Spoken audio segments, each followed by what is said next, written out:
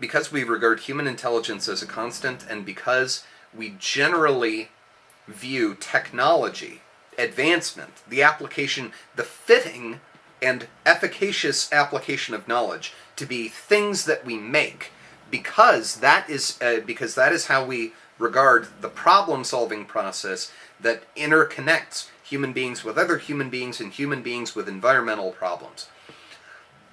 Because of this, we have created machinery, we have created artifact that has mushroomed to such a degree that it is devouring its own efficiency. And at the same time is doing a fair job of devouring us. How many hours a day do you spend checking your email?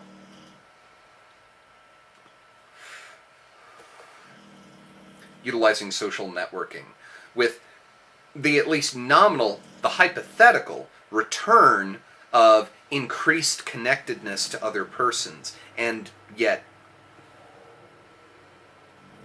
isolation hasn't gone away, has it? Isolation hasn't gone away. The suicide statistics for this year's holiday season were record-breaking. Isolation has not gone away. So, we are running into a dead end. The engine is grinding down. Because technology is artifact. Technology is what we make. In our cultural paradigm. In our cultural paradigm. Good example of this. We would generally consider a heart monitor to be an example of medical technology. We would consider a new apparatus for delivering radiotherapy to be an example of medical technology. We would not consider a new way of holding a scalpel to be an example of medical technology.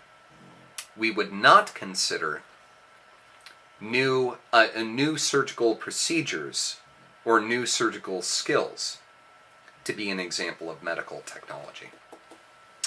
One of the greatest advances in Western medical history, radical reduction, overnight, radical reduction in morbidity and mortality from surgical procedures. More people are living through surgery. Surgery is treating people effectively. Diseases are being cured. Less people are dying. Overnight. Joseph Lister, who we in our pop culture we think of Listerine. It was named after him, very ironically, incidentally. Very ironically, because the product itself is directly contrary to his philosophy and his practices as a surgeon. Joseph Lister began his medical career in an academic culture where the imperative toward the general philosophy towards surgery was antisepsis. That the best way we notice we perform surgery on somebody, we take care of the problem, but they die from an infection that they got during surgery. So what are we going to do? We're going to clean out the surgical site and make sure that there's no infection there. This was generally done with carbolic acid. I mean, imagine someone with open chest surgery. The surgeon just grabs a bottle and sloshes down the cavity and we're talking smoke and all, carbolic acid, carbolic, sulfuric, or hydrochloric, highly diluted hydrochloric acid. This was the way this was done, and the result of this was that the rate of death from surgical complications went up. It went up. radically. Much, much worse. Much, much worse. More people were dying from having the chest cleaned out than had been dying from infections. And Joseph Lister looked on this, considered this. Bear in mind, at the time, the way a surgeon would prepare for surgery was wearing his best suit so that the patient was confident that they were a man of learning and culture. And that's it. That's it. Bare hands. Bare hands. No mask. No, don't wash your hands. Nothing. Just walk in, grab the scalpel, start working. In an open air room, by the way, with as many as 100 people coughing and sneezing and what have you. But it was important that the patient know that their surgeon was confident. And so you had to wear your best suit. Joseph Lister looked at all of this and considered and asked, maybe we wouldn't need to clean out the surgical site if we didn't get it dirty in the first place. And his solution was mask, so I'm not coughing into your body. Boiled cotton gloves, so that whatever I touched is not getting injected into your body. And a smock, so that whatever sprayed on me from the last surgery is not dripping into you. And the rate of death from surgical complication plummeted overnight. Now, we figured that out, he figured that out in the 19th century. Funny story.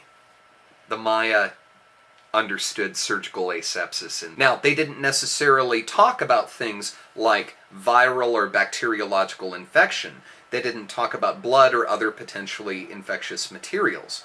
We're talking about a culture where the division between spirituality and science was non-existent because they saw no need to separate them. They did not view them as separate. The procedure for an exorcism, or what have you, for the amelioration of disease, would involve the priest wearing a ceremonial mask, a ceremonial smock, ceremonial gloves, and utilizing copper surgical instruments that were forged on the spot and were destroyed on the spot, because it was believed that anything that touched the evil became tainted. Anything that touched the evil, you don't want to take the evil out of somebody and then put it into somebody else. That doesn't make any sense. If you're going to take the evil out, destroy it. Destroy it. So, burn the mask, burn the smock, burn the gloves, burn the knives that you use.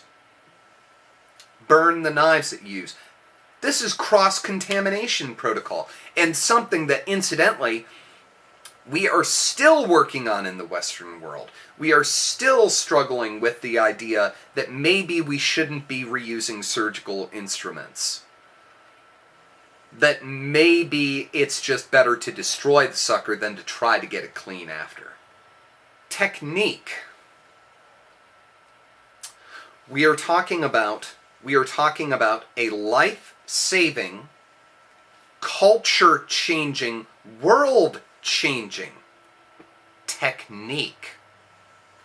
It does not involve making a new device. It does not involve new hardware. It involves a new way of people manipulating hardware. It involves a new way of people interacting with the things that they make, the needs of other people. Technique.